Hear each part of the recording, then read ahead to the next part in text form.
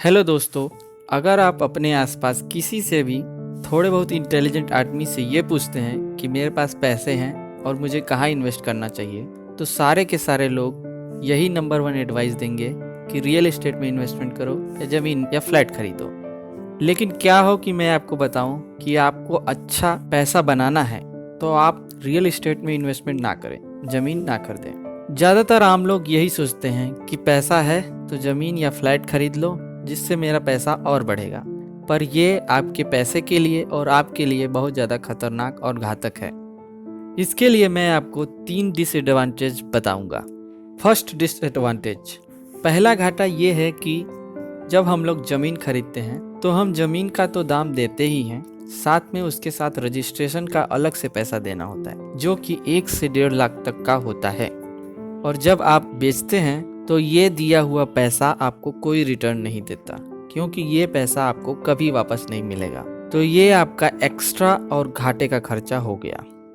Second disadvantage, दूसरा सबसे खतरनाक घाटा ये है कि रियल एस्टेट का जो रिटर्न है, जो कि आपको फ्लैट और प्लॉट खरीदने पे मिलता है, वो बस 3 से 4% पर ईयर का है, जो कि महंगाई के रेट से आधी है, जो कि 7 से 8% का है।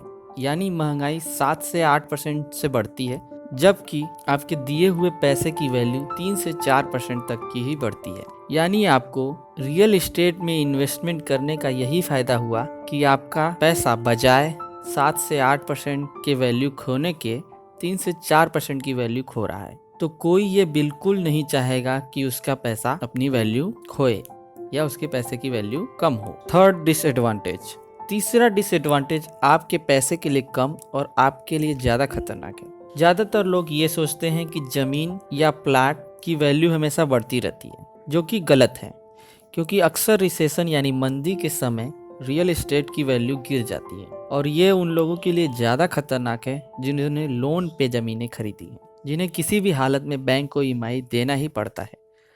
अगर आप पैसे नहीं दे पाएँ तो बैंक आपकी ज़मीन को ले लेगी और उसे मंदी के समय में बेचेगी, जो कि कम वैल्यू पे जाएगा। तो आपका बहुत ज़्यादा घाटा हो सकता है और आप बैंकरप्ट भी हो सकते हैं, जो कि आपके मेंटल हेल्थ और रिस्पेक्ट के लिए बेकार है। तो हमें जब भी किसी रियल एस्टेट फ्लैट में इन्वेस्टमेंट करनी हो तो हमें ये डिसएडवांटेज चेक कर लेना चाहिए। अगर ये डिसएडवांटेज अवेलेबल हैं तो हमें ऐसे इन्वेस्टमेंट से बचना चाहिए। अब आप ये जानना चाहेंगे कि जो अच्छे रियल एस्टेट इन्वेस्टर हैं वो कैसे मुनाफा कमाते हैं, तो मैं आपको बता दूं कि वो केवल कमर्शियल रियल एस्टेट में ही इन्वेस्टमेंट करते हैं, जो ज़्यादातर शॉप्स बिजनेस पर्पज़ के लिए रेंट या लीज पे दी जाती है।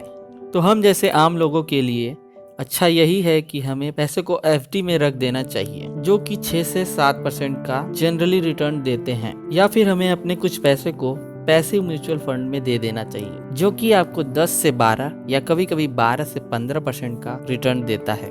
और ये समय तो और अच्छा है क्योंकि दुनिया भर के इन्वेस्टरों की नज़र भारत पे ही है। तो इन्वेस्ट करें और अपने पैसे की वैल्यू बढ़ाते रहें।